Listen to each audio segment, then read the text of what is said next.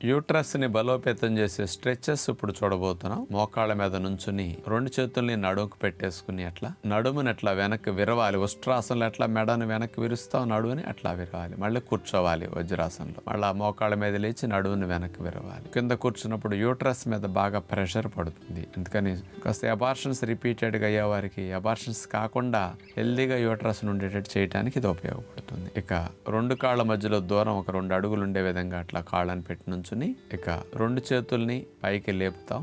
మోకాళ్ళని వంచి సీటుని మోకాళ్ళ హైట్కి అట్లా దింపాలి. చేతులు కూడా అట్లా దిగుతాయి. మళ్ళా పైకి లేవాలి. మళ్ళా మోకాళ్ళ మీద దిగాలి. హాఫ్ సిటప్స్ లాగా అలా చేయాలి. ఇక 3వది కొద్దిగా మోకాళ్ళు వంచి 2 అరిచేతుల్ని మోకాళ్ళ పై భాగంలో అట్లా పెట్టి కాళ్ళని వంచి చూడండి, ఎడమ కాలు మోకాల్ని నేల కానేటట్టు కుడి పాదం దగ్గర అనేటట్టు అట్లా బెండ్ చేస్తాం. అలా ట్విస్ట్ అవుతూ ఆల్టర్నేటివ్గా మోకాళ్ళని నేల కానిచ్చే విధంగా అట్లా చేస్తాం అన్నమాట.